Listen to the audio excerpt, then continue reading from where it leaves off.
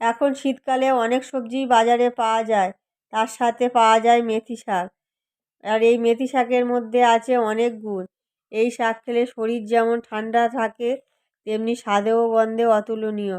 আর এই শাক দিয়ে কিভাবে বড়া বানাতে হয় সেই রেসিপি নিয়ে এসেছি তোমাদের সাথে শেয়ার করতে। খুব সুন্দর গন্ধ বেরিয়েছে, একটু দাও। ভালো এটা। নমস্কার বন্ধুরা, সুপ্রিয়া কিচেন ব্লগে সবাইকে স্বাগত।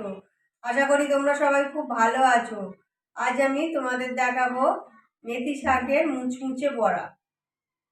তাহলে দেরি না করে ঝটপট দেখে নিই মেথি শাকের মুচমুচে বড়া বানানোর জন্য কি কি নিয়েছি। মেথি শাকের বড়া বানাবার জন্য এখানে নিয়েছি 2 বাটি মেথি শাক, 1 বাটি বেসন, হাফ চামচ কালো জিরে, 2 চামচ কর্নফ্লাওয়ার, 1 চামচ আদা বাটা, 6টা কাঁচা লঙ্কা কুচি, হাফ চামচ লবণ, হাফ চামচেরও কম হলুদ গুঁড়ো, আর ভাজার জন্য নিয়েছি 1 বাটি সাদা তেল। মেথি শাকের বড়া বানাবো বলে বাগান থেকে মেথি শাক তুলে এনেছি। এরপর মেথি শাকের যে নরম অংশগুলো সেখান থেকে ভেঙে নিলাম। এইভাবে সবকটা মেথি শাক কেটে নিয়ে ধুয়ে কুচি কুচি করে নেব বড়া বানাবার জন্য। মেথি শাক কুচে নেওয়ার পর ফিরে আসলাম।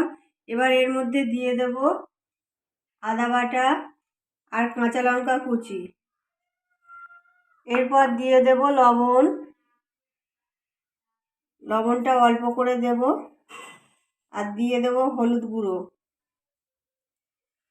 এরপর এগুলোকে একসাথে হাত দিয়ে মাখিয়ে নেব।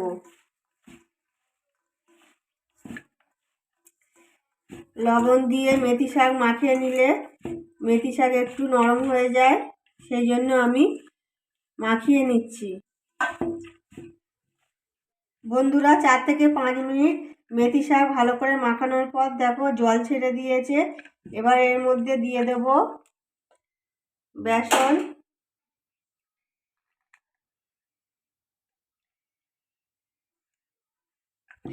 বেসন দিয়ে আবার মাখিয়ে নেব। এবার এর মধ্যে দিয়ে দেব কালো জিরে, আর দিয়ে দেব মুচমুচে করার জন্য কর্নফ্লাওয়ার। এবার আমি এগুলোকে সব একসাথে ভালো করে মাখিয়ে নেব। মেথি শাক লবণ দিয়ে মাখানোর সময় জল উঠেছিল, সেই জন্য জল এতে বেশি দিতে লাগে না।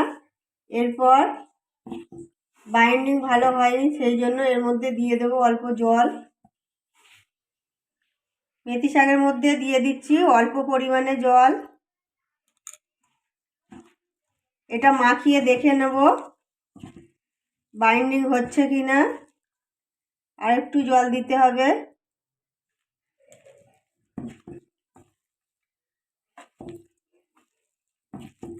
এটা খুব পাতলা হবে না, আবার খুব টাইট হবে না, একটু কাদা কাদা করে মেথি শাক মাখিয়ে নিতে হবে।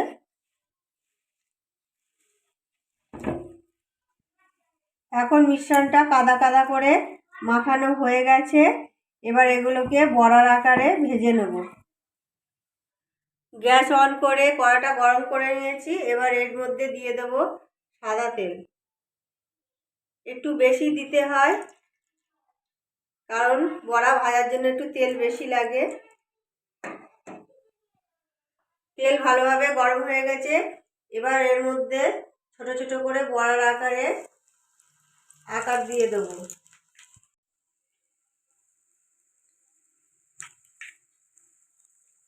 এইভাবে একে একে সবকটা বড়ার আকারে ভেজে নেব।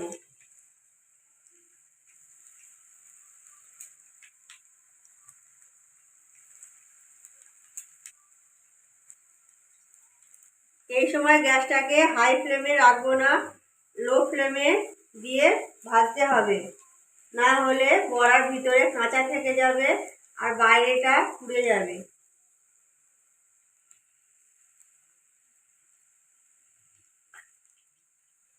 এক পিঠ হালকা হালকা লাল হয়ে এসছে। এবার আমি এগুলোকে উল্টে দেবো।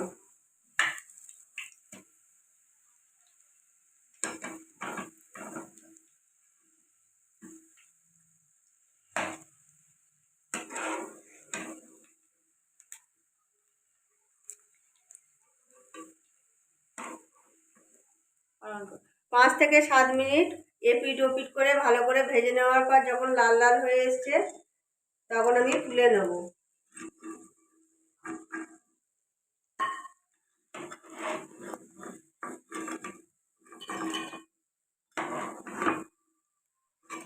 গরম গরম মেথি শাকের বড়া রেডি হয়ে গেছে গরম গরম চা বা কফির সাথে খাওয়ার জন্য।